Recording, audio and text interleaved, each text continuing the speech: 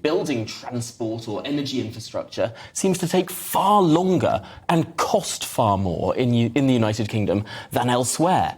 Nuclear power stations are slow and expensive. The Elizabeth line in London was delayed by years and went over budget. And for years, we've even been unable to fix a bridge in the nation's capital.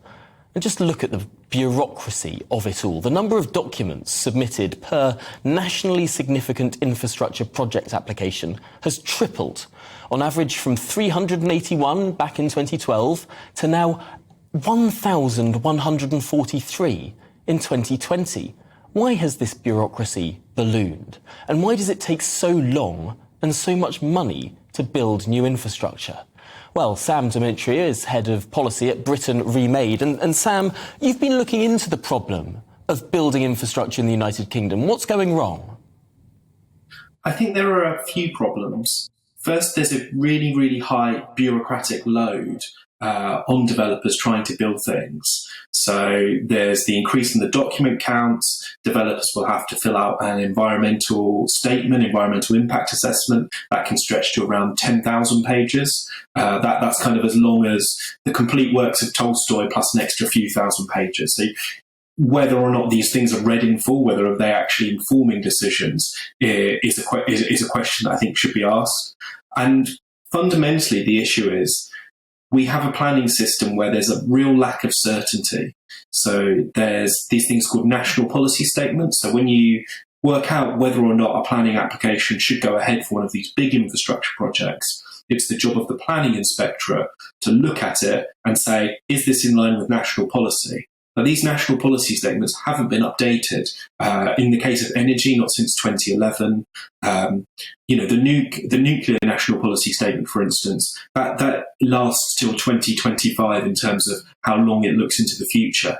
None of the new nuclear power stations will actually be built by 2025. So we're in a situation where there's a real uncertainty, and this leads to legal challenges. You might say, well, we want to build this road. The national policy statement says this road is needed. This is exactly the sort of project we should be funding. But then a objector to this might say, well, hang on a minute. I've noticed the government's committed to net zero. I've noticed that they've started investing a lot more in cycling. Is it still the government's policy to be doing this? And they can take that to court, and the judge might rule in favour of them. And that creates a real uncertainty and a real pressure. And that's why planning lawyers get very, very wealthy, and all these environmental consultants get very, very wealthy, because these developers are really afraid of legal challenges, so they try and cover every single base. And that's led to massive delays. It takes about 22 months for something to get through the system now, and that's not factoring in the 2 years of consultations that would go on before then, probably.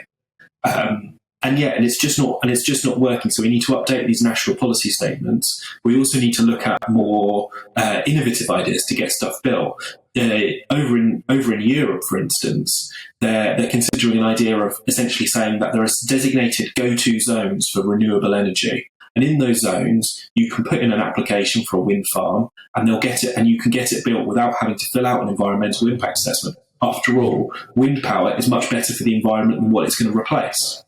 So it's just the case of this sort of ballooning bureaucracy that is stopping so much of this. Is it really so simple that by streamlining that, we'll have faster, cheaper, better infrastructure?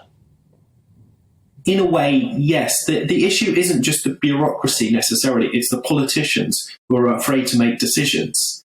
If politicians said, okay, this is what national policy is, a lot of that bureaucracy would fade away because people would know what they're trying to work up to. But because they've not made these national policy statements and they've put off these decisions, it's meant that we've had lots of delays. Now, I don't want to blame the planning system as the only cause of delays. For instance, the nuclear power debate, that's not just a debate about planning, that's also a debate about funding and the right funding mechanism, and that's dragged on for too long.